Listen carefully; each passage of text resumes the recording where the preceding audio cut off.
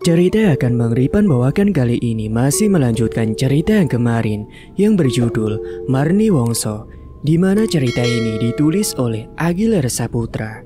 Dan bagi yang ingin membacanya sendiri bisa kunjungi link yang ada di deskripsi.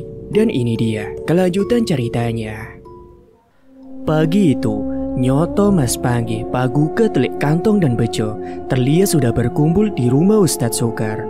Mereka tampak tengah saling bercerita tentang yang terjadi semalam.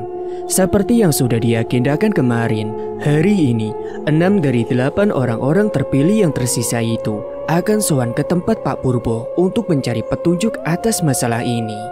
Terus kita akan menjenguk Le Sukri kapan? Ucap Bejo mengingatkan mereka akan Le Sukri yang tengah kritis di rumah sakit. Nanti saja setelah dari Pak Purbo kita mampir ke rumah sakit, tanggap Ustadz Sokar saat itu. Singkat cerita, setelah cukup berbincang dan bersiap sekira pukul 9 pagi dengan mobil pinjaman dari Pak Care, mereka pun berangkat menuju ke rumah Pak Purbo. Wajah-wajah lelah dan tegang terlihat di paras mereka di sepanjang perjalanan yang tidak begitu jauh, seperti menggambarkan sisa-sisa ketakutan karena kejadian semalam. Aku sudah berkali-kali melihat Marni Wongso sampai seperti sudah terbiasa. Tapi semalam rasanya sungguh berbeda. Sangat berat seperti mau lepas saja nyawa ini. Cerita Nyoto di tengah perjalanan menuju ke rumah Pak Purbo. Ya jelas Thomas, wong masuk angin malah diurui demit rasanya yo mesti seora karuan. Wong aku sing awake waras wae asline yo keweden. Tagap Mas Panggi. Di perjalanan itu mereka kembali saling menceritakan perihal purwarupa kedatangan Marni Wongso semalam. Hingga tak terasa sampailah mereka di rumah Pak Purbo. Wah, onten tamu saking duku. Monggo pinara, sambu ditunggu kali bapak. Sambut salah satu anak Pak Purbo yang tengah menyapu di halaman depan rumah. Mereka pun segera masuk. Terlihat Pak Purbo sudah menunggu di ruang tamu sambil menghisap rokok. Loh, sudah sehat toh Pak, kok sudah ngerokok aja?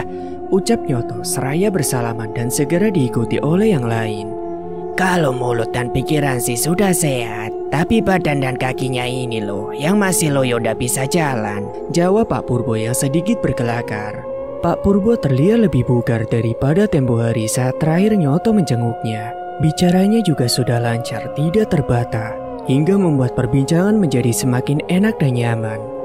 Setelah cukup berbasa-basi, akhirnya masuklah mereka pada obrolan yang inti, bersamaan dengan anak Pak Purbo yang masuk membawakan minuman untuk mereka. Silakan minumannya, mohon maaf agak lama, air panasnya baru saja matang. Ucap anak Pak Purbo seraya meletakkan satu persatu cangkir minuman di atas meja yang ada di hadapan mereka. Sebentar yo, aja didombe dise, ucap Pak Purbo yang membuat mereka semua sedikit keheranan. Duh, coba ke cari bapak kain yang jero lemari, kata Pak Purbo menyuruh anaknya. Sementara itu, Pak Purbo pun meminta mereka semua untuk membuka bajunya masing-masing. Entah apa yang akan dia lakukan, yang jelas saat itu mereka hanya menurut saja. Hingga setelah kain jarik sudah diberikan, kali ini dia menyuruh mereka untuk berbaris satu persatu jongkok menghadapnya.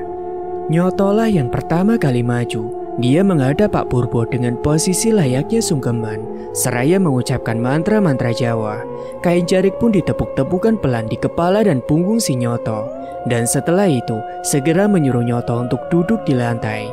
Disusul oleh yang lain, satu persatu hingga selesai. Ditunggu sebentar yo, biar keluar dulu sawahnya, tapi jangan kaget, ucap Pak Purbo dengan sedikit tersenyum dan menyuruh anaknya untuk menggelar daun pisang di depan mereka. Tak lama setelah itu sebuah reaksi mulai muncul, diawali oleh Ustadz Sokar yang tiba-tiba saja mual tak terkendali dan langsung memuntahkan cairan hitam dari mulutnya. Bersamaan dengan itu, hal sama terjadi juga kepada Lek Kantong, Pak Gugat, Bejo dan Nyoto. Namun tidak begitu dengan Mas Panggi yang tampaknya mengalami reaksi yang agak berbeda dari teman-temannya. Mas Panggi menghentak-hentakkan tangannya ke lantai. Dia tampak masih berusaha memuntahkan sesuatu yang sepertinya tertahan di tenggorokannya. Ini gongnya, ambil saja pakai tanganmu, kata Pak Purbo ketika melihat reaksi Mas Panggi yang seperti itu. Mata Mas Panggi mulai memerah, begitu juga dengan wajahnya. Dia tampak mulai kesulitan bernapas. Sampai akhirnya dengan tangan yang gemetar, Mas Panggi pun mulai memasukkan 2 jemarinya ke dalam mulut dan menarik sesuatu yang tertahan di tenggorokannya itu. Dan gumpalan rambut yang cukup panjang pun akhirnya terlihat, ditarik dengan jemarinya. Kawan-kawan hanya bisa bergidik keheranan menyaksikan hal itu. Dan gumpalan rambut itu pun dijatuhkan di atas daun pisang yang sudah disiapkan, bercampur dengan lendir-lendir darah yang hitam. Pak Purbo pun berujar beberapa saat kemudian setelah itu. Beliau berkata bahwa tadi yang mereka muntahkan adalah mala yang ditanam Marni Wongso kepada mereka. Mala juga inilah yang mungkin beberapa hari ini menyiksa mereka setiap petang menjelang. Kalau saya kenapa ya Pak? Soalnya selama ini hanya saya sendiri yang tidak terkena serangan sawan itu. Tanya Mas Panggi yang masih kebingungan dengan apa yang baru saja terjadi kepada dirinya. Kowe kongeca, seso sing tak pasrai iki, gawe ngelawan Marni Wongso yo kowe kuwi. Kata Pak Purbo seraya memperlihatkan sebuah bungkusan kafan yang dia ambil dari sakunya. Kelawan lembut biadab itu. Batin Mas Panggi yang semakin tidak paham dengan kata-kata Pak Purbo.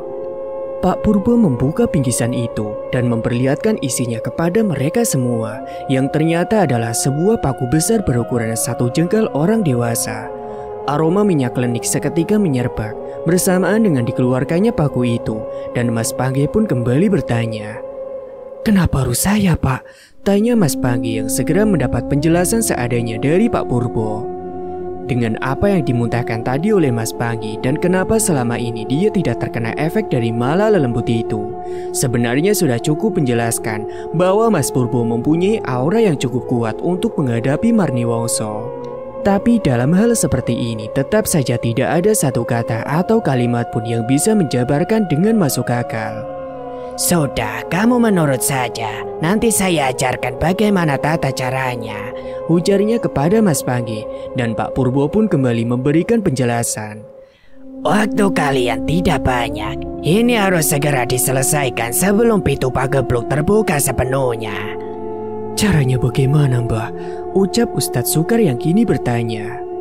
Sesok bengi, malam Selasa Kliwon, tancapkanlah paku ini di rumah lelembut itu. Tapi dengan syarat kalian semua harus puasa muti 3 hari sebelum itu, kata Pak Purbo kepada mereka, seraya memberikan paku itu kepada Mas Panggi. Pada intinya, mereka akan melakukan itu secara bersama-sama, dengan Mas Panggi sebagai orang yang nanti akan menancapkan paku itu di tempat yang dihuni oleh sosok Marni Wongso. Iya, tepatnya di pohon trambesi yang berada di Kalilanang. Semua pun terdiam dan terlihat mengangguk mendengar penjelasan yang sebenarnya tidak sepenuhnya mereka pahami. Sampai akhirnya terlintas oleh Nyoto di pikirannya tentang Lek Sukri, satu lagi orang terpilih yang saat itu tidak ikut bersama mereka di sana. Ongge Pak, masih ada satu orang lagi yang tidak ikut ke sini. Tanya Nyoto tiba-tiba yang seketika membuat raut wajah Pak Purbo menjadi agak berubah. Kenapa kau tidak ikut ke sini? Tanya Pak Purbo dengan sedikit menyentak. Sedang kritis Pak, habis dikeroyok masa kemarin karena hendak mengamuk istrinya, jawab Nyoto yang langsung ditanggapi Pak Purbo sambil menggelengkan kepalanya. Moga-moga wae masih ada waktu, jawab Pak Purbo sambil menyuruh salah satu dari mereka untuk mengambil sebuah kalender yang terpajang di ruangan itu. Tolong ambilkan kalender itu. Pintanya yang dengan sigap langsung diambil oleh Bejo dan diberikan kepada Pak Purbo.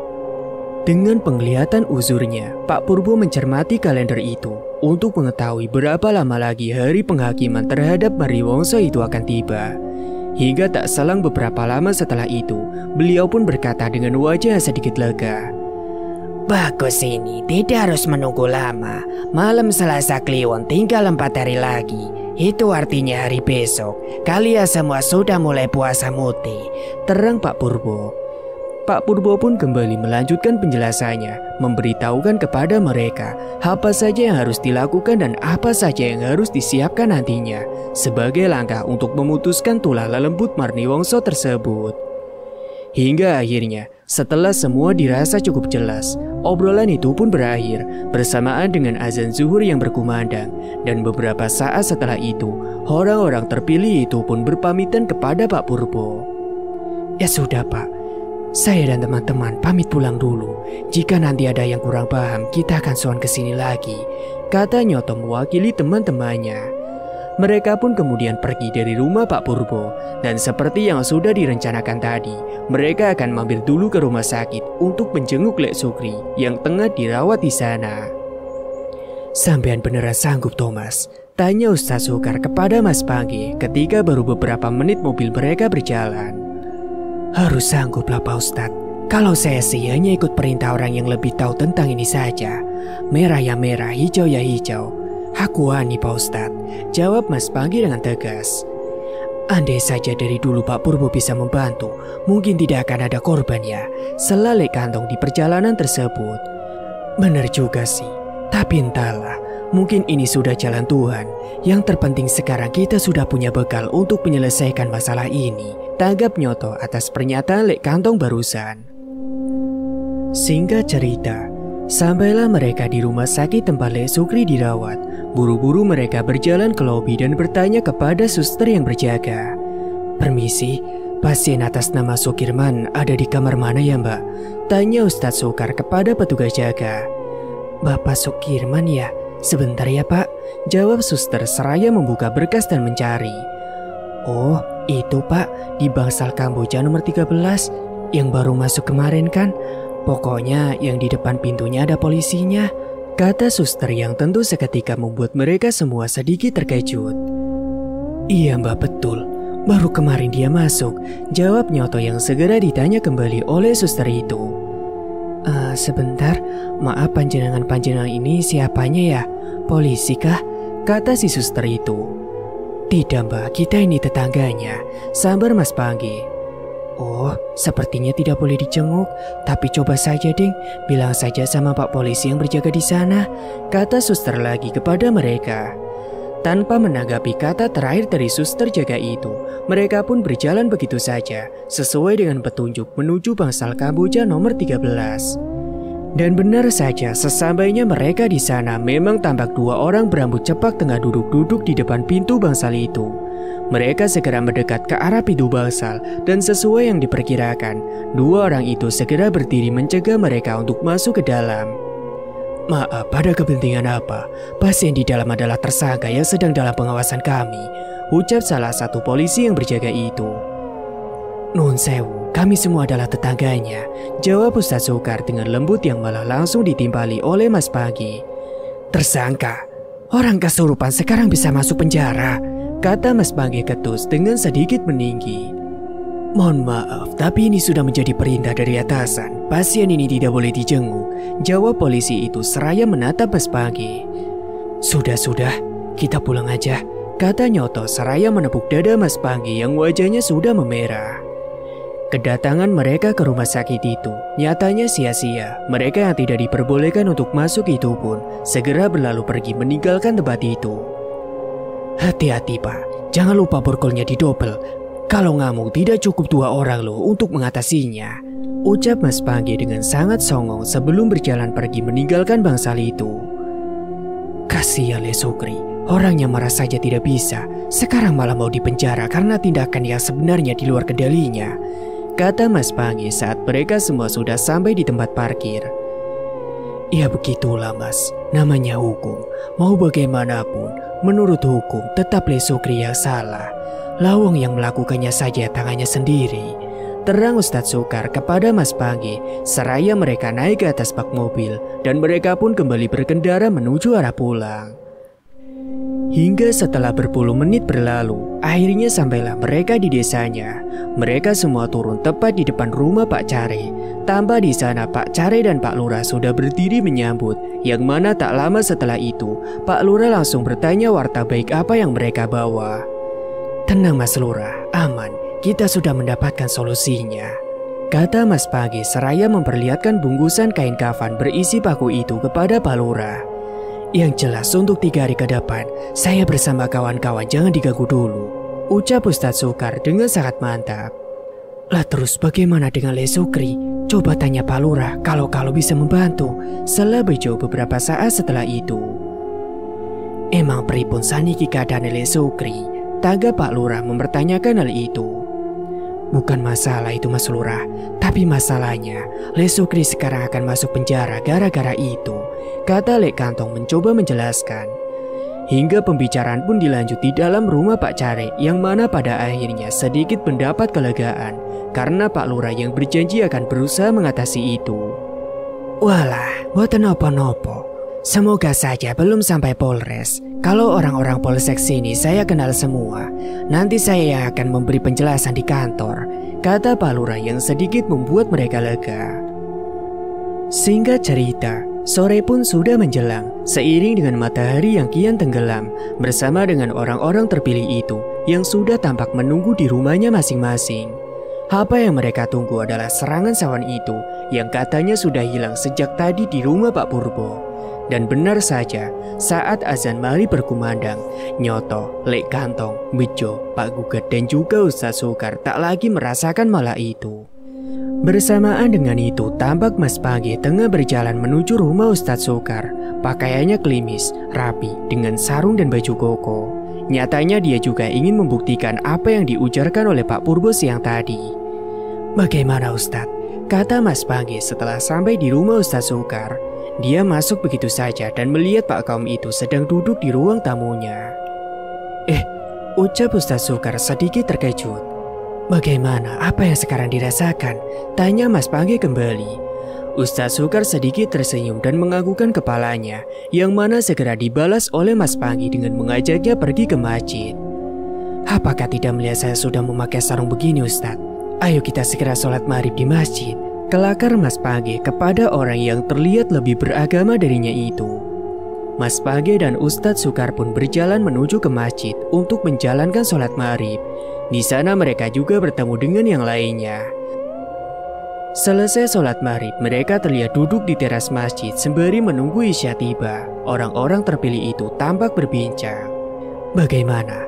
Kalian sudah mengerti aturan cara puasa muti kan? Tanya Ustadz Sukar di perbincangan tersebut. Sudah Ustadz, yang penting sahur dan bukanya serba tawar dan putih kan? Jawab si Bejo. Tapi jangan lupa loh, habis buka kita tetap harus muti. Setelah Pak Guga saat itu. Iya betul, kalau itu sih sebenarnya enteng. Tapi buat saya yang paling berat itu tidak boleh ngopi sama ngerokok. Tagap Nyoto sedikit tertawa sambil mengeluarkan sobekan halaman buku primbon dari sakunya yang berisi tata cara melaksanakan puasa muti itu. Mereka pun terus berbincang, tapi untuk kali ini orang-orang terpilih itu terlihat mulai bisa menertawakan semua ini, menertawakan beban satu desa yang harus mereka pikul itu. Terlepas dari semua kemalangan yang berbulan-bulan terjadi, tapi setidaknya harapan sudah mulai muncul. Meski belum bisa dipastikan sepenuhnya, tapi setidaknya mereka sudah mempunyai cara yang tidak serampangan untuk menghentikan pagebluk yang konon sudah datang ini. Apakah kalian semua sadar kalau selama ini kita hanya berpegang kepada iman dan kengayalan saja? Kelakar Nyoto yang langsung diiyakan oleh yang lain.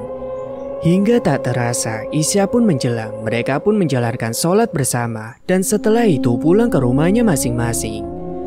Sampai jumpa 3 hari lagi ya, di hari penghakiman.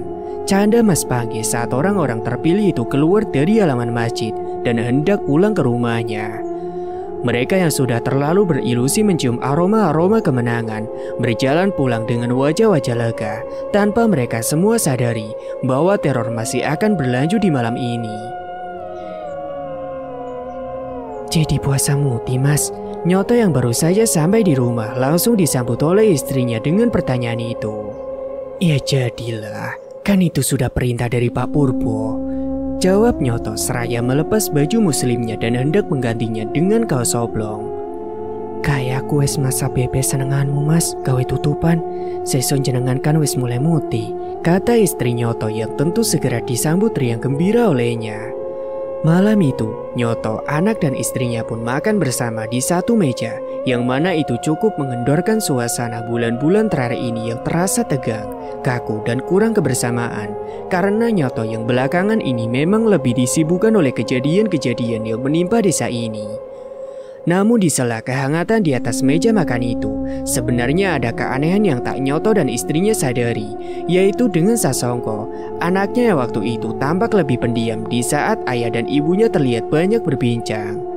Sasongko terlihat sangat lahap dan terhitung sudah 3 kali dia mengambil nasi. "Walah, mentang-mentang lauknya cocok, makanya nambah-nambah terus kamu, Le," ucap Nyoto kepada anaknya yang hanya ditanggapi dengan gumaman kecil. Hingga makan pun selesai, dan lagi-lagi Sasongko menunjukkan hal yang tidak biasa.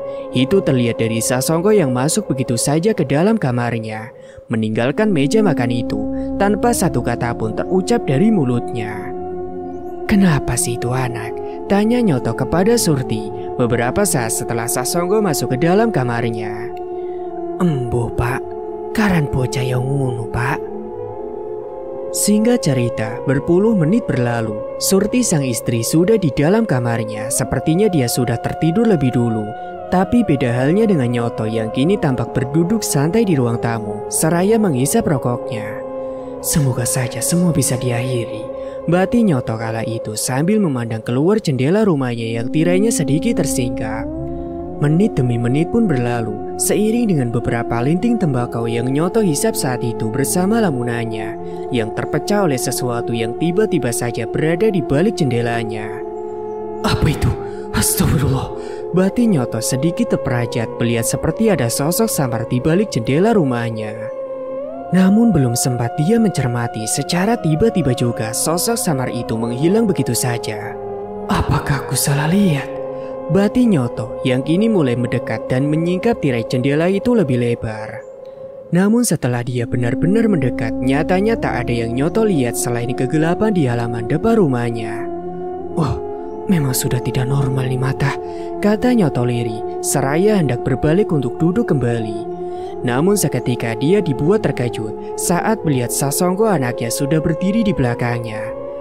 "Astagfirullah, Le, jantung bapak mau copot loh," kata Nyoto melihat anaknya yang tiba-tiba saja sudah berdiri di belakang kursi yang hendak didudukinya itu. Sasongko berdiri aneh tanpa ekspresi, menatap kosong ke arah jendela. "Le," panggil Nyoto mendekat seraya menambahkan tangannya di depan wajah anaknya. "Wah, ngelindur ki bocah," ucapnya kala itu. Dia pun hendak menuntun anaknya itu kembali ke kamarnya. Dirangkulnya pundak Sasongko. Namun ketika dia hendak membalikkan tubuhnya, tiba-tiba suara tawa terdengar dari arah belakang. Iya, sepertinya dari arah jendela. "Waduh," ucap Nyoto yang langkahnya terhenti. Dan dengan sedikit ragu, dia pun meraih tasbih dalam saku celananya dan segera berbalik tanpa aba-aba. Sentaknya seraya menghadap ke arah jendela ruang tamunya tersebut, namun lagi-lagi tak ada siapapun di baliknya. Nyoto pun berjalan mendekati jendela, membiarkan anaknya yang masih berdiri mematung di belakangnya. Dan tiba-tiba muncullah lelembut itu dengan pekikan tawanya di balik jendela, membuat Nyoto yang terkejut seketika berbalik dan langsung ingin berlari. Namun sekali lagi langkahnya terhenti ketika ternyata Marni Wongso kini sudah berpindah menghadang di depannya. Sasongko, anaknya harus berdiri di situ juga tidak lagi dilihatnya, berganti dengan lelembut itu yang sekarang celunguk membungkuk mengamati Nyoto dengan tatapan yang tajam. Jantung Nyoto terasa berhenti, matanya mau tak mau harus menyaksikan purwarupa dari Marni Wongso untuk kesekian kalinya. Dengan napas terengah, Nyoto menatap lelembut itu dari atas hingga bawah, yang untuk kali ini dengan samar namun gamblang dia melihat wujud kaki dari Marni Wongso tersebut yang terlihat seperti binatang. "Allahu Akbar, Allahu Akbar," herangnya keluh. Seberapa sering pun dia melihat itu, tetap saja rasa takutnya selalu tak terbendung. Sampai akhirnya, entah bagaimana dan setelah beberapa lama itu bertahan, Nyoto pun kala itu maju begitu saja. Dan dengan sisa-sisa keberaniannya, dia mengepalkan tangannya dan menghantam wujud Marni Wongso itu dengan sekuat tenaga. "Allahu Akbar," teriaknya seraya menghantam ke arah lelembut tersebut. Namun bersamaan dengan itu, rupa Marni Wongso seketika berubah menjadi anaknya, yang mana sayangnya itu sudah terlambat. Pukulan terlanjur sampai tepat di perut Sasongko yang kini terhuyung jatuh ke lantai. "Ya Allah," ucap Nyoto yang segera sadar di tengah kebingungan itu. Sasongko terdengar mengerang kesakitan dan agak sulit bernapas. Suasana pun seketika berubah menjadi agak panik. Tampak Nyoto yang kini terlihat mengangkat dan mengguncang-guncangkan badan anaknya itu untuk membantunya agar kembali mudah bernapas. Aduh le, ucap Nyoto panik seraya mengguncang tubuh anaknya hingga membuat Surti sang istri terbangun mendengar kegaduhan tersebut. Astagfirullah, ucap istrinya saat keluar dari kamar dan bergegas menghampiri setelah melihat itu. Kenapa iki mas, kenapa? Kata sang istri yang kini mulai ikut panik. Sampai akhirnya beberapa saat kemudian ketika Sasongko telah teratasi, barulah di sini Nyoto mengatakan kepada istrinya apa yang baru saja terjadi, di mana dia sama sekali tidak bermaksud menyerang anaknya itu. Aku kurang ngerti bu, aku kurang ngerti tenan, kata Nyoto di sela penjelasannya. Sementara itu, di waktu yang hampir bersamaan, sesuatu yang sama ternyata juga terjadi kepada orang-orang yang terpilih itu. Seperti yang terjadi kepada Nyoto, mereka semua juga didatangi oleh Marni Wongso yang mengejawantahkan dirinya berubah menjelma menjadi orang-orang terdekatnya masing-masing.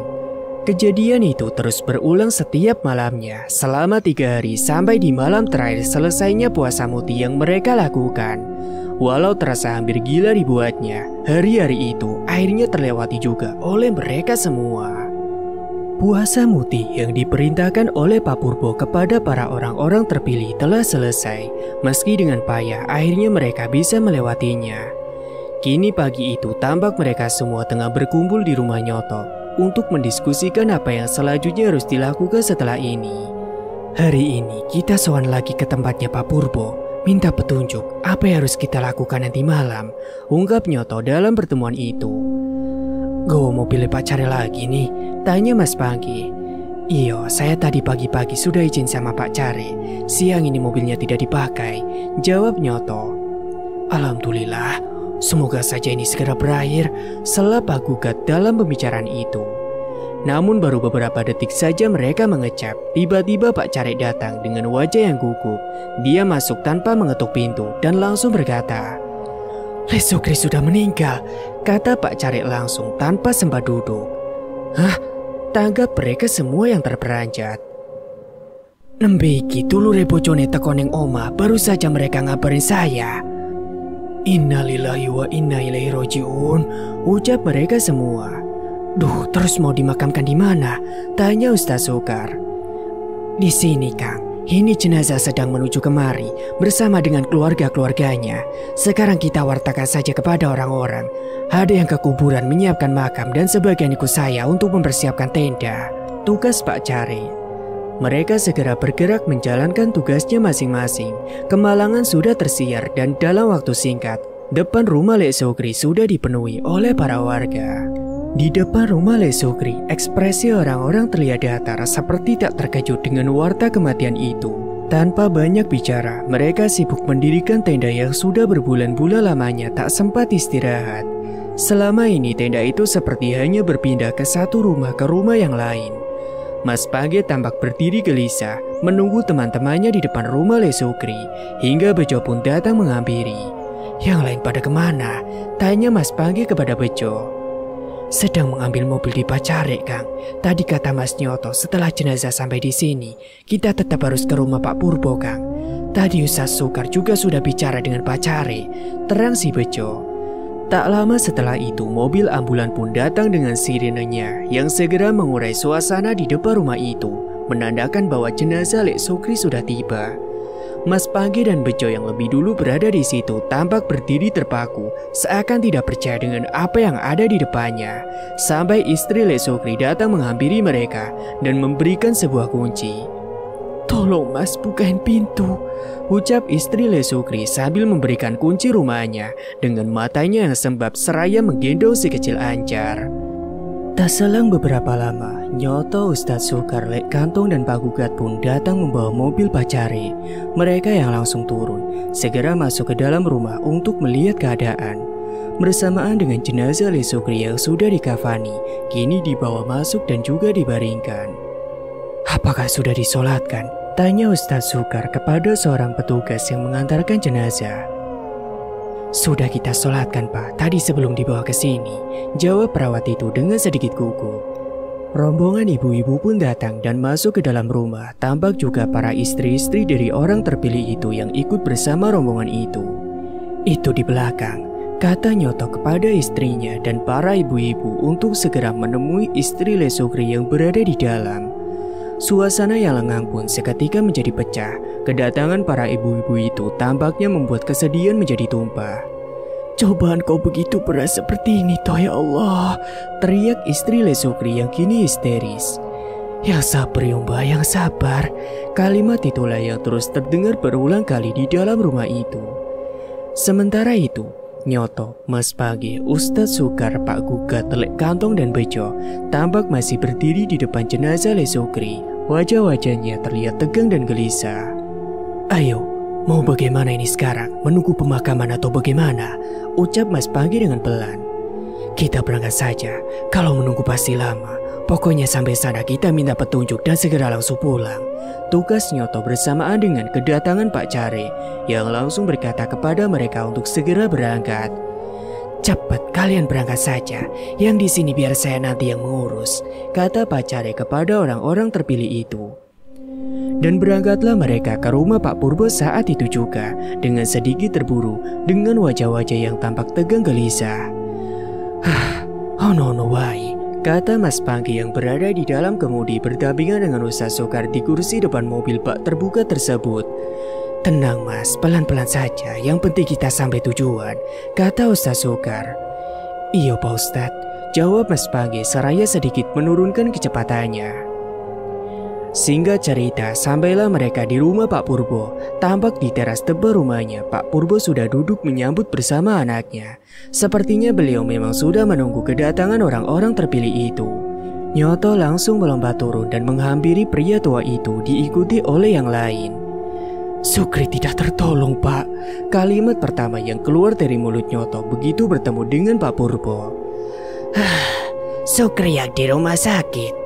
Sudah, sini kalian masuk dulu, kata Pak Purbo seraya dituntun masuk oleh anak perempuannya. Iya Pak, Sukri yang kemarin kritis di rumah sakit. Dia meninggal tadi pagi, tandas Nyoto kembali.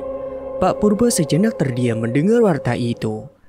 Duh, kata beliau sambil menggelengkan kepalanya dan setelah itu berkata, ya sudah langsung saja. Tangga Pak Purbo yang mulai memperlihatkan 6 buah keris yang tertata di atas meja sampingnya.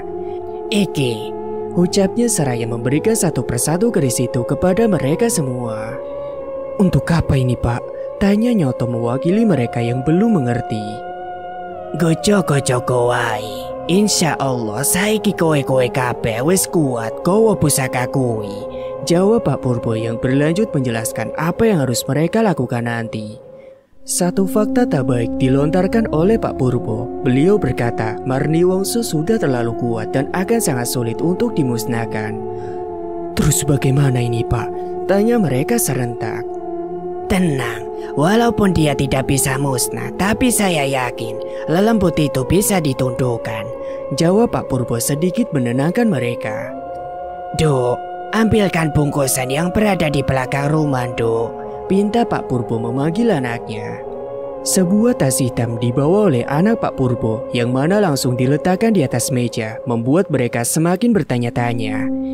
Iki kawe Nyoto, kata Pak Purbo seraya mengambil bungkusan plastik dari tas hitam itu dan melemparkannya ke arah Nyoto yang mana bungkusan itu berisi garam kasar. Seketika Nyoto langsung mengerti bahwa ini adalah garam yang nanti akan mengisi bejana keramat peninggalan ayahnya itu. Setelah itu Pak Purbo kembali mengeluarkan sesuatu dari tas hitam itu bersamaan dengan bau wangi kasturi yang seketika menyerba ke seluruh ruangan. Sesuatu itu adalah sebuah tasbih kayu yang mana langsung diberikan kepada Ustaz Sukar. Sembari beliau berpesan, iki kanggo sampean sing paling pinter ngaji. Ojo wedi, ojo leren dongo karo sing kuwasa. Sampean iki benteng terakhir gawe kabeh bocah-bocah iki. Nek sampean limpung, kabeh mesti bakal ambruk. Pesan Pak Purbo kepada Ustaz Sukar. Iya Pak, pokoknya sami'na wa ta'na. Jawab Ustaz Sukar sedikit menundukkan kepalanya. Satu barang lagi kembali keluar dari tas Pak Purbo yakni sebuah palu dengan gagang kuningan berbentuk naga. Kepada siapa lagi barang itu akan diberikan kalau bukan ke Mas Panggi sebagai kong pemegang paku besi itu. Iki, mengko kawe nancepno paku nang wit rembesi kae, kata Pak Purbo yang memberikan barang itu kepada Mas Panggi seraya sedikit berpesan. Ise wanito, pokoknya harus tetap memberontak. Ilmu ngeyelmu sangat dibutuhkan untuk menyelesaikan masalah ini, ungkap Pak Purbo yang langsung dijawab Mas Panggi dengan tegas. Masih Pak, saya masih selalu berani, tugas Mas Panggi dengan serius. Setelah itu 3 barang dengan wujud yang sama dikeluarkan lagi oleh Pak Purbo, yang mana barang itu pastinya akan diberikan kepada Lek Kantong, Pak Guga dan Bejo. Barang itu adalah 3 tali kafan yang sudah lusuh, yang mana sebelum diberikan kepada Lek Kantong, Pak Guga dan Bejo, tali itu terlebih dahulu diletakkan di atas meja. Tangi, ucap Pak Purbo tiba-tiba seraya menepuk keras paha kanannya, yang mana beberapa detik setelah itu mereka dibuat terkejut dengan tali kafan itu yang tiba-tiba saja berdiri seperti ular. Allahu Akbar, ucap Pak Gugat pelan sedikit memundurkan kursinya. Begitu juga dengan yang lain yang tampak keheranan dengan apa yang terlihat di depannya saat ini. Ambil satu-satu, perintah Pak Purbo kepada Bejo, Lek Kantong dan Pak Gugat. Yang mana tak lama setelah itu, meski dengan sedikit ragu dan takut, pelan-pelan mereka mengambil 3 tali kafan yang masih berdiri itu. Dengan Pak Purbo pun berpesan agar nanti tali-tali itu dikubur di bawah pohon terembesi tepat setelah paku tertancap. Mengko tali-tali kuwi dipendem nang isor wit rembesi kuwi yo, langsung setelah paku itu tertancap, pesan Pak Purbo kepada mereka bertiga. Oke Pak, jawab mereka bertiga singkat. Lantas ini nanti kami harus bagaimana Pak? Tanya Ustaz Sukar kepada Pak Purbo. Oh, iki mengko menurut sing wis tadelo, Marni Wongso bakal ngeterke lelayon maneh. Nah tugase kowe kabeh yo nyekaiku. Kowe kabeh siaga ning tengah desa, begitu suarane muncul, langsung doyang ngasih ketemu. Lantaran pusaka sing wis tak wenehi, kowe kabeh bakalan weruh cetha dedemite kae, kata Pak Purbo yang mana beliau kembali melanjutkan penjelasannya. Kejarlah, kalau perlu kalian maki-maki, seraya itu lemparilah dia dengan garam yang saya berikan ke Nyoto itu. Marni Wongso yang takut pasti akan kembali ke pohon trembesi itu. Barulah setelah itu paku segera ditancapkan dan diakhiri dengan dikuburnya tali-tali kafan itu. Dan satu lagi yang tidak boleh sampai terlewat, yaitu bacalah ayat kursi. Jangan berhenti sebelum paku sudah benar-benar tertancap. Apakah kalian sudah paham? Jelas Pak Purbo sambil menoleh ke arah Ustaz Sukar di akhir penjelasannya. Anak Pak Purbo keluar membawa minuman yang mana itu sedikit memecah semua keseriusan ini. Monggo dombe odise, tenang wae kuwi ora tau eni apa-apa, ucap Pak Purbo tersenyum setelah cangkir-cangkir minuman yang dibawa anaknya diletakkan di atas meja. Ada satu orang di antara mereka yang terlihat tak biasa, yaitu Bejo, yang sedari awal selalu mencuri-curi pandang terhadap anak bungsu Pak Purbo. Pak Purbo yang tampaknya mengetahui itu tanpa tedeng aling-aling pun segera menyambar terhadap Bejo tentunya. Bagus, sentak Pak Purbo sembari tersenyum kepada Bejo yang sedikit terkejut. Kalau mau jadi menantuku, syaratnya mudah kok. Harus khatam Quran dan mau tinggal di sini, kata Pak Purbo membuat Bejo semakin terkejut dan tersipu malu. Walah Jojo, kata Mas Panggi yang berada di sampingnya sambil menyiku pelan tubuh Bejo. Pak Purbo pun terpinggal dan berkata, anakku kita telu wedo kabeh, sing loro wis melu bojone, gari iki sing paling cilik dhewe, pancen tak gondeli, gawe kanca aku sing wis tuwa iki, mergone bojoku ya wis ra ono, kata Pak Purbo yang sepertinya mulai kemana-mana. Itu Jo, sudah lampu hijau. Sekarang nabung sambil ngaji biar segera khatam Quran, goda Lek Kantong kepada Bejo. Apa sih Lek? Tangga Bejo yang mukanya mulai memerah. Nah kui, aku kira iso mbok apusi. Lagian jodoh kira ono sing ngerti. Nah aku ngono ora golek sing macem-macem. Ora kudu soge, ora kudu priyayi. Sing penting agamane tetep karo sregep nyambut gawe. Piye? Apa kowe wani Le? Sambar Pak Purbo lagi yang semakin membuat Bejo menjadi salah tingkah. Iyalah, Baru memuji dalam hati saja langsung ketahuan. Batin Bejo tersenyum dengan canggung. Suasana pun kini mencair dengan kelakar itu hingga menit demi menit berlalu. Tak terasa waktu sudah hampir siang. Nyoto yang pertama kali mengucap pamit segera dicegah oleh Pak Purbo. Sebentar, jangan pulang dulu. Masih ada satu yang belum, kata Pak Purbo yang setelah itu menyuruh mereka semua untuk mengambil wudhu. Sana kalian semua berwudu, sholat zuhur di sini sekalian. Terus nanti kita mujahadah sebentar, pinta Pak Purbo seraya memanggil anaknya agar menuntunnya berjalan menuju surau kecil miliknya yang ada di belakang rumah. Tak selang beberapa lama, azan zuhur pun terdengar dengan mereka yang sudah siap membentuk shaf di dalam surau itu. Mereka pun sholat berjamaah dengan Ustaz Sukar sebagai imamnya. Terlihat di sisi paling kiri, Pak Purbo yang menjalankan sholatnya sambil duduk di kursi. Karena memang keterbatasannya kini yang sudah tidak sanggup melakukan gerakan sholat dengan selayaknya. Singkat cerita, sesuai yang dikatakan oleh Pak Purbo tadi, setelah selesai sholat mereka semua bermujahadah bersama. Pak Purbo yang kali ini memimpin doa itu.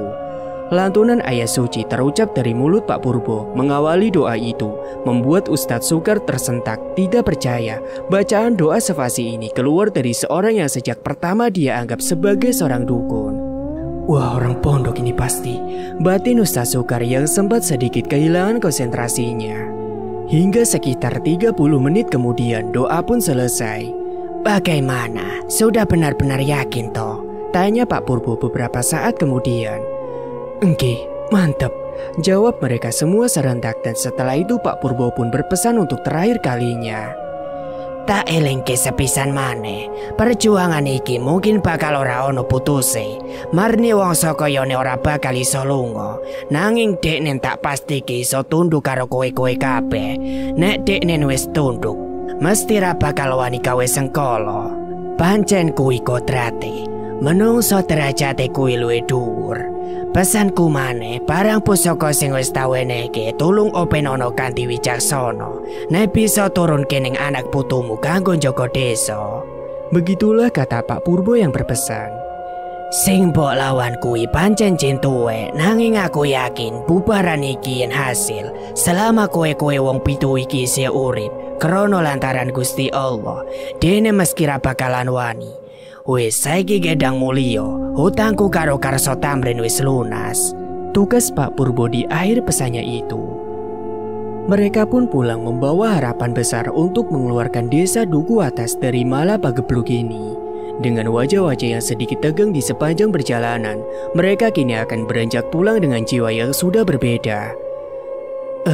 Aku yakin Pak Purbo kayak mesti jebolan pondok, ngaji nih bisa fasih ngono, kata Mas Panggi dalam kursi kemudi kepada Ustaz Sukar. Iya, saya juga menduga seperti itu. Tadi saja saya sempat terkejut. Wajah kejawen seperti itu, tapi cara mengajinya sama sekali tidak ada medok-medoknya, kata Ustaz Sukar. Sama seperti almarhum Mbah Karso kalau menurut saya. Tak terlihat, tapi sebenarnya pintar mengaji, tanggap Mas Panggi. Iyo, benar sekali. Baru saja saya ingin berbicara seperti itu, sahut Ustaz Sukar. Singkat cerita, akhirnya sampailah mereka di desanya tepat di samping rumah almarhum Lek Sukri. Mereka berhenti dan turun. Terlihat Pak Lurah dan Pak Cari yang duduk di antara pelayat, menatap ke arah orang-orang terpilih yang baru saja datang itu. Itu mereka sudah sampai, ucap Pak Lurah yang langsung bangkit dan menghampiri. Bagaimana ini? Tanya Pak Lurah yang menghampiri bersama Pak Cari dengan agak pelan membisik kepada mereka. Aman Mas Lurah, tidak usah khawatir, insya Allah sudah ketemu solusinya, tanggap Mas Panggi dengan pelan. Sudah dimakamkan, sahut Lek Kantong bertanya dan segera dijawab kini oleh Pak Cari.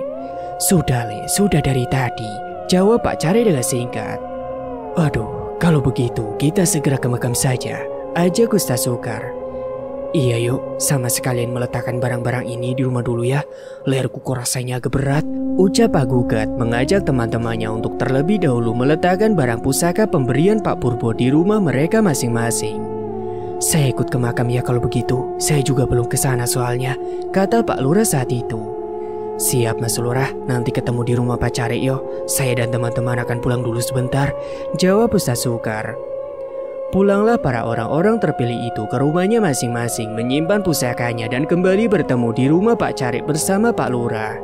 Dan tanpa menunggu lama, mereka pun segera berjalan menuju pusara terakhir Lek Sukri sembari melangkah menuju makam di ujung desa. Seperti orang pada umumnya, mereka terlihat saling berbincang, membicarakan bagaimana almarhum di masa hidupnya. Sebenarnya meninggalnya Lek Sukri itu kenapa toh Pak Lurah? Kalau jenengan sudah tahu keterangan dari pihak kepolisian, tanya Mas Panggi kepada Pak Lurah di perjalanan menuju makam itu. Kalau menurut Kapolseknya tadi sih, karena ada pendarahan parah di otaknya yang disebabkan pukulan benda tumpul, mungkin karena dikeroyok, jawab Pak Lurah. Coba saja kemarin kita menuruti omongan Lek Sukri, yang mana dia meminta untuk tinggal sendiri di rumahnya. Mungkin kejadiannya tidak sampai seperti ini, kata Pak Gugat menyela di tengah obrolan. Memang sudah garisnya, Kang. Walaupun sepahit apapun, tidak ada yang bisa mengotak-ngatik. Yang terpenting sekarang adalah bagaimana caranya agar semua yang sudah teranggut dari desa ini tidak sia-sia, kata Ustaz Sukar. Mereka pun terus berjalan hingga tidak lama kemudian sampailah orang-orang itu di area makam, yang mana dengan segera mereka semua langsung berdoa di depan pusara Lek Sukri. Untuk sejenak suasana pun terlihat hikmat dan juga tenang. Orang-orang itu tampak khusyuk dengan doanya masing-masing. Namun tak selang beberapa lama kemudian, terdengar suara anjing seketika memecah ketenangan itu. Semua orang tentu spontan menoleh karena suara anjing itu terdengar cukup dekat dan terlihat anjing berbulu putih yang tiba-tiba saja sudah duduk seraya menjulurkan lidahnya di dekat sebuah makam yang tampaknya masih baru. Yang mana makam itu adalah pusara milik Badima. Anjing milik Badima itu.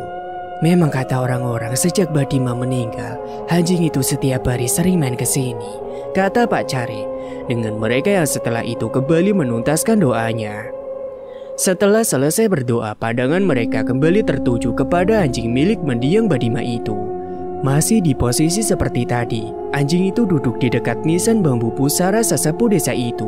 Tatapannya seperti sedih dan hampa, seakan menyuruh mereka semua untuk berdoa di depan pusara majikannya itu.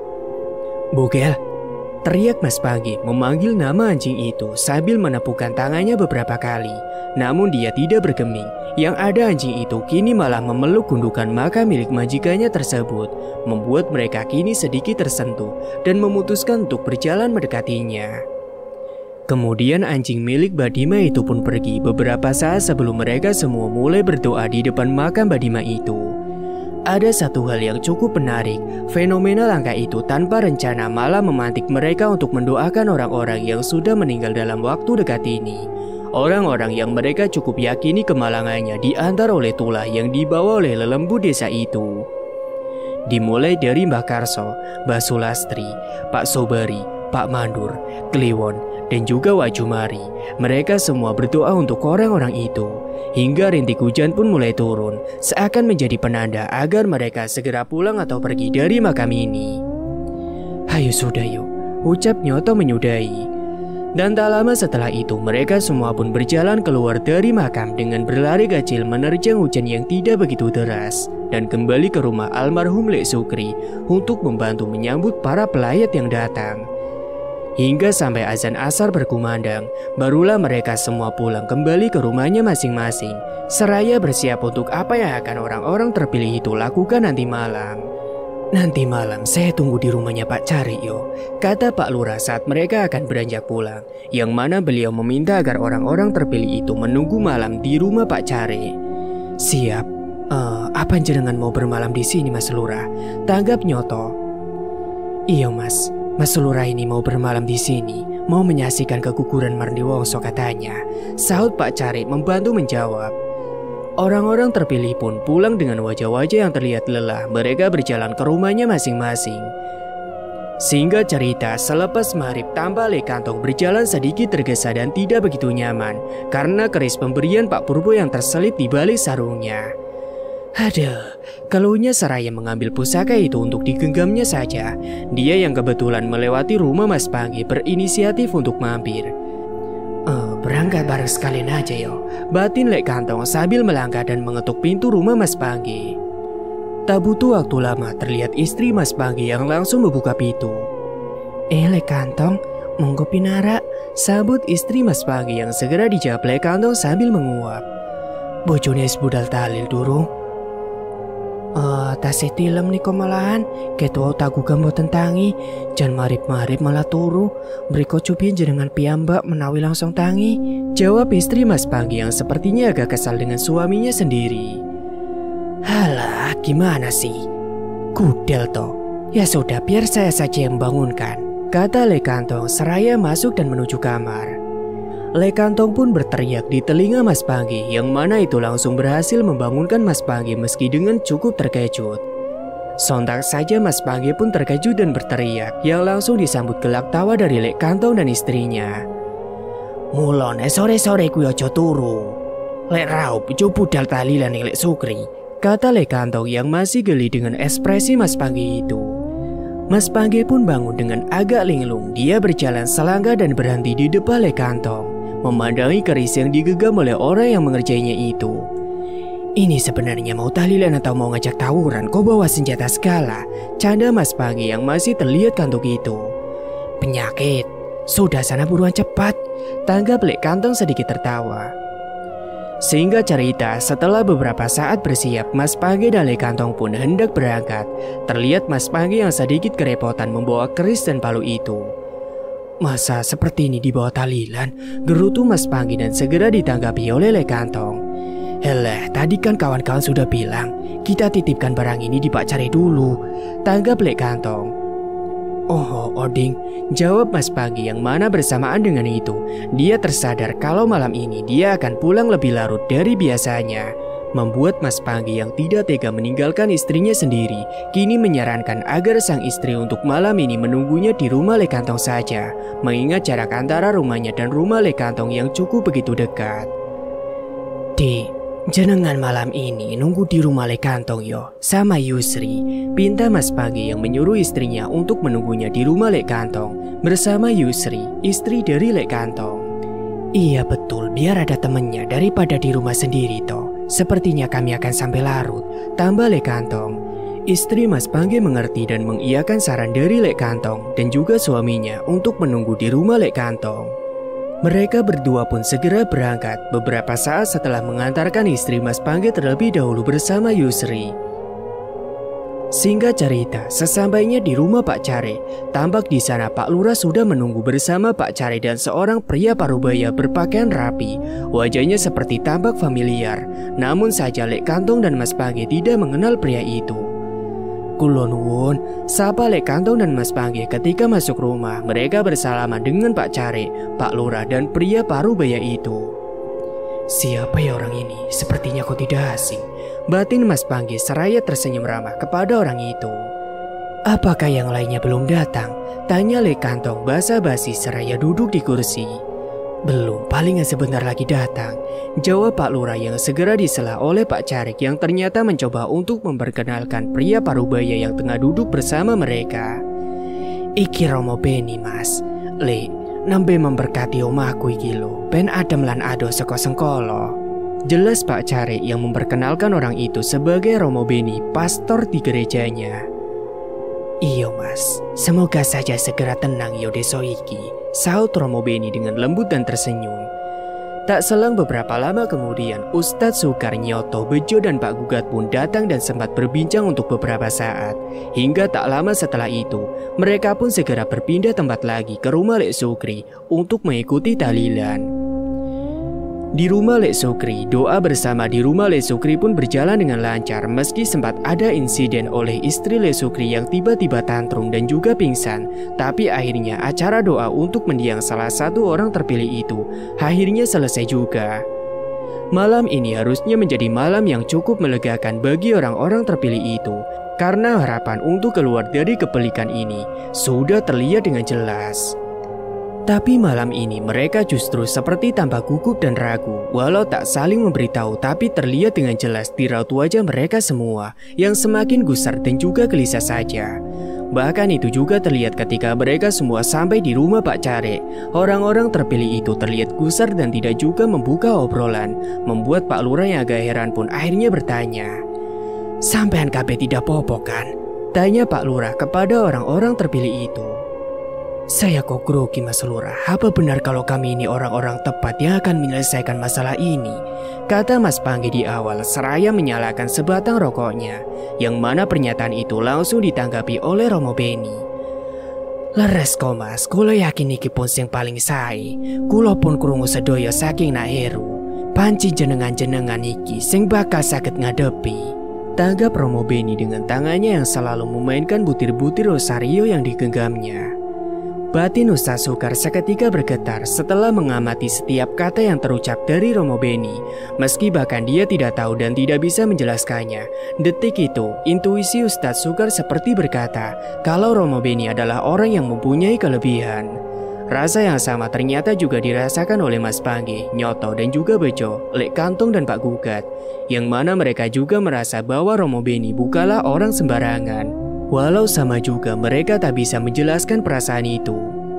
Sepertinya kemampuan batin dari orang-orang terpilih itu sudah menajam, entah karena pusaka yang diberikan Pak Purbo atau terlalu seringnya mereka berurusan dengan hal-hal gaib selama ini.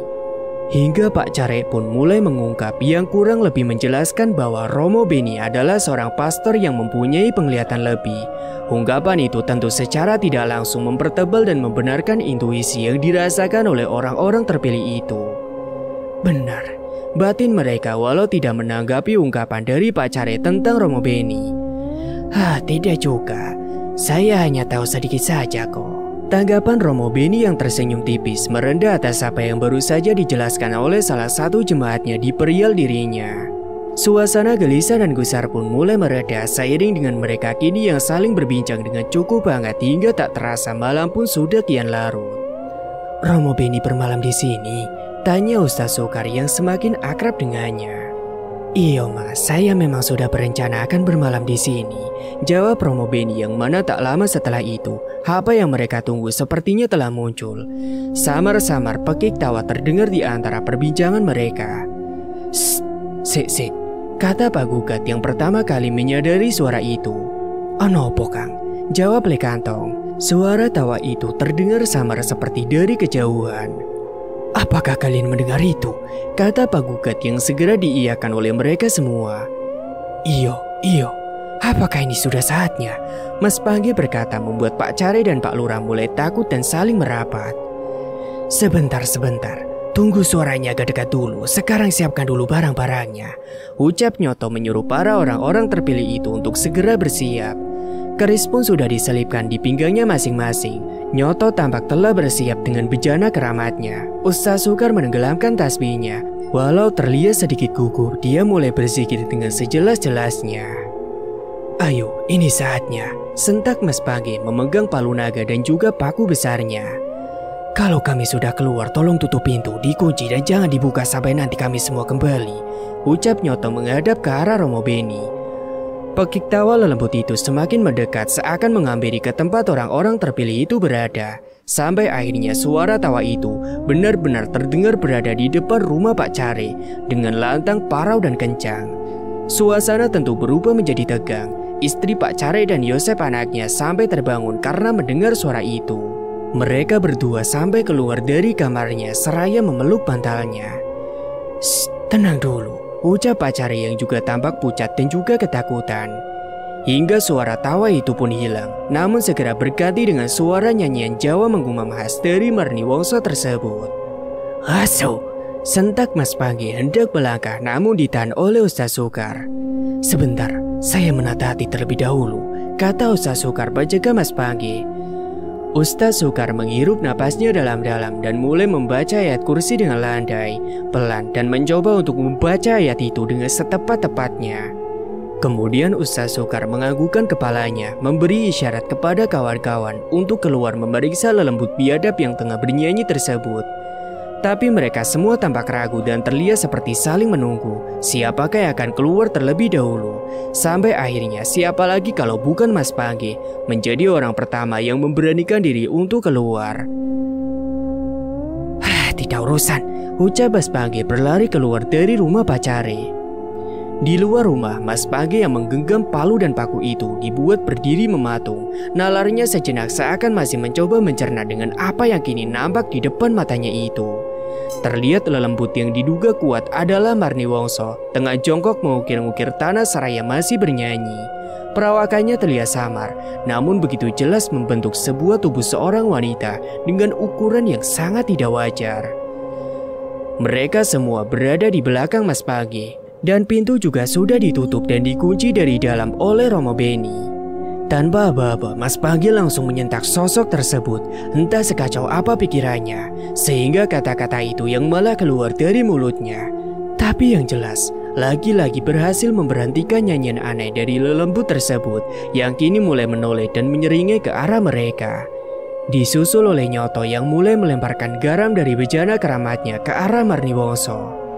Nyoto pun berteriak dengan segenap keberaniannya yang berbalas dengan rintian Marni Wongso yang mengerang serak dan kini melayang menghadap ke arah mereka.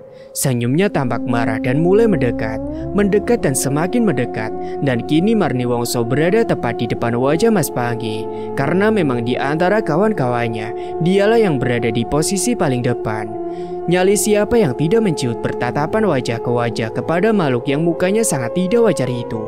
Mas Pagi untuk sejenak sempat memejamkan matanya, sedikit memundurkan kepalanya untuk menjauh dari wajah lelembut biadab itu. Begitu juga dengan yang lain, yang kini menjadi mematung membisu. Hanya Ustadz Soekarlah yang masih bertahan berjibaku membaca ayat-ayat itu, meski dengan sedikit terbata dan keluh. Namun lagi-lagi keajaiban campur tangan dari Tuhan kembali turun ke Mas Pagi ketika tiba-tiba saja wajah Kliwon anaknya yang sudah meninggal itu terngiang kuat di pikirannya, membuatnya marah dan kembali tidak bisa ditakut-takuti. "Asu!" ucap Mas Pagi membuka matanya, dan entah inisiatif dari mana langsung diludainya wajah samar Marni Wongso itu oleh dirinya. Mbak Ajian hidup geni, nyatanya ludah dari Mas Pagi membuat Marni Wongso terbang berlari.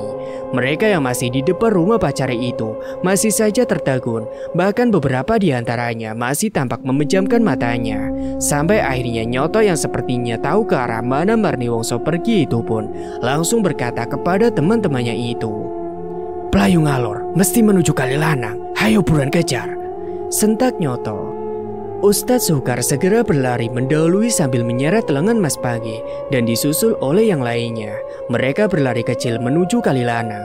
Mereka terus berlari dan berlari, namun semakin jauh mereka berlari, mereka sepertinya mulai menyadari suasana desa yang mendadak menjadi senyap. "Apakah benar tadi menuju utara?" ucap Bejo, seraya mereka sedikit melambatkan langkahnya. "Benar, saya yakin tadi larinya menuju utara," jawab Nyoto dan kembali mengajak teman-temannya mempercepat langkahnya kembali. Dan dengan tergopoh-gopoh, akhirnya sampailah mereka di ujung paling utara desa Duku Atas ini, yaitu di bibir lereng turunan menuju Sendang Kalilanang yang mereka tuju. Masih seperti tadi, suasana terasa senyap, hanya bising dari Pak Gugat saja yang sekarang malah sibuk memukul-mukulkan senter baterainya yang mati. "Tetap di sini dia," kata Mas Pagi yang terengah. Sampai akhirnya setelah menyiapkan penerangan seadanya, mereka pun menuruni Sendang Kalilanang dan langsung berjalan menuju pohon trambesi yang konon menjadi tempat tinggal Marni Wongso. Mereka semua kini berdiri di depan pohon besar itu dengan suasana yang malah semakin senyap saja. Ustadz Soekar sedikit menyikut tubuh Nyoto yang wajahnya pucat dan seperti berisyarat kalau mulutnya mulai lelah dari tadi tak henti berdoa. Dan Allahu Akbar, suara lemparan garam dari Nyoto menyentuh daun pohon trambesi itu. Meski tak bergeming, Nyoto kembali melempar garam dari bejana keramatnya itu berulang kali. Sampai akhirnya semua itu terbalaskan oleh suara rintian Marni Wongso yang kini terdengar dari balik pohon itu. "Marni Wongso metu kowe," teriak Mas Pagi. Hingga muncullah wajah yang mengintip dari balik pohon terbesi tersebut. Wujudnya tidak begitu terlihat jelas, dan hanya matanya lah yang terlihat putih menyala. Siapa lagi kalau bukan Marni Wongso, sosok yang kini terlihat mengintip sambil merintih. Nyoto pun melemparkan garamnya lagi, membuat Marni Wongso tentu semakin merintih, dan kini mulai merangkak naik dan bergelantung di dahan pohon yang menjulang tepat di atas mereka. "Allahu Akbar," ucap Pak Gugat yang berada tepat di bawah dahan yang digelantungi oleh Marni Wongso. Sampai akhirnya Ustadz Soekar sedikit mendorong tubuh Mas Pagi sebagai isyarat agar Mas Pagi segera menancapkan paku itu. Dan tak lama setelah itu, "Allahu Akbar," sentak Mas Pagi yang berlari dan langsung menancapkan paku itu ke batang pohon trambesi. Modar kowe, modar kowe, modar kowe. Teriaknya sambil terus mengayunkan palunya, memantikan paku itu semakin dalam, dan terus semakin dalam. Bersamaan dengan itu, teriakan Marni Wongso langsung memeki keras, beriring dengan angin kencang seperti badai yang tiba-tiba berkuta dan berputar di area Kalilanang. Hayo pendem tali ini, teriak Nyoto ke arah Pak Gugat, Bejo dan Lek Kantong, seraya terus melemparkan garam dari bejananya ke arah Marni Wongso. Pak Gugat, Lek Kantong dan Bejo segera mendekat ke bawah pohon, menggali tanah di sela-sela akar dengan tangannya masing-masing, diiringi oleh teriakan Marni Wongso yang lebih mirip seperti hewan itu. Hingga akhirnya 3 tali kafan itu pun selesai ditanam, bersamaan dengan angin kencang yang kian mereda dan Marni Wongso yang sudah menghilang dan tidak terlihat lagi di atas pohon itu.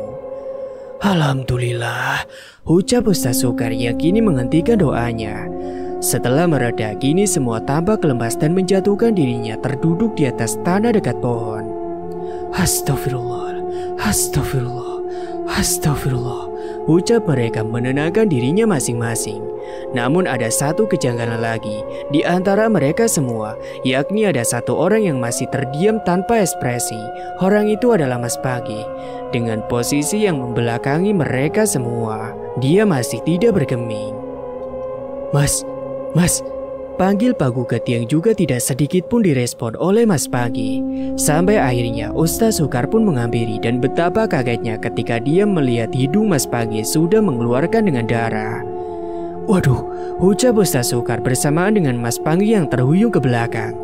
Mas, kata Ustaz Sukar seraya menepuk-nepuk kepala Mas Pagi yang kini ditopangnya. Namun setelah beberapa kali disadarkan, nyatanya tetap tidak ada respon dari Mas Pagi, sepertinya dia sudah tidak sadarkan diri.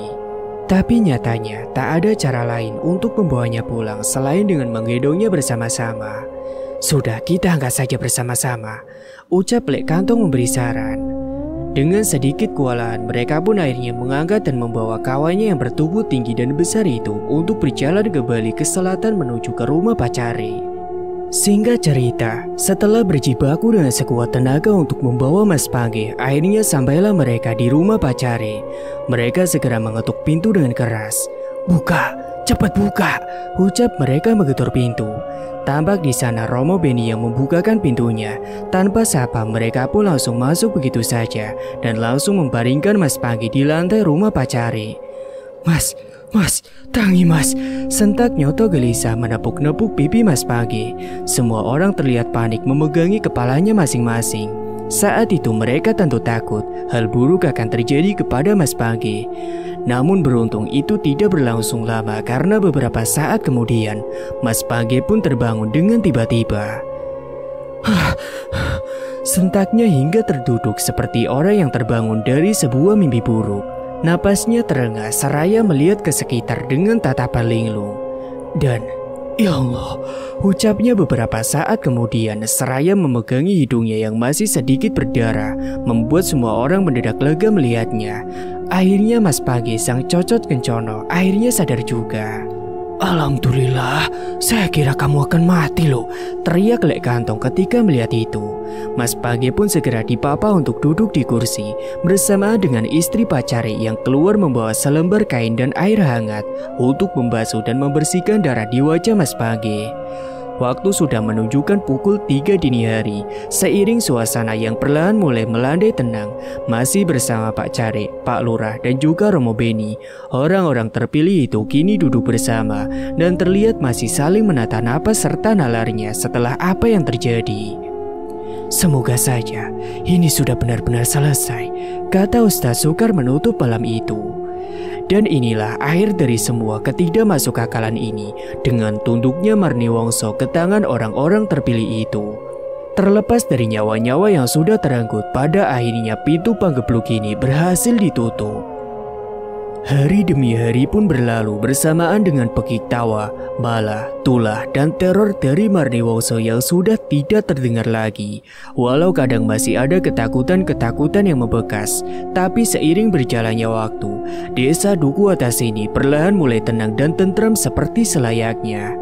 Walau tak bisa dipungkiri, kejadian ini pasti akan selalu diingat dan akan membekas menjadi tambahan catatan sejarah untuk desa Duku Atas ini tentang timbul dan tenggelamnya legenda hantu desa Marniwongso. Tamat, cerita pun selesai. Dan inilah ending dari cerita yang berjudul Marniwongso. Terima kasih bagi Kak Agil R. Saputra yang sudah mengizinkan Mang Ripan untuk mengangkat ceritanya. Dan terima kasih bagi kalian yang sudah menyimak cerita dari awal sampai selesai. Dan sampai ketemu lagi dengan cerita baru yang akan Mang Ripan bawakan selanjutnya. Sekian dulu dari Mang Ripan. Wassalamualaikum warahmatullahi wabarakatuh.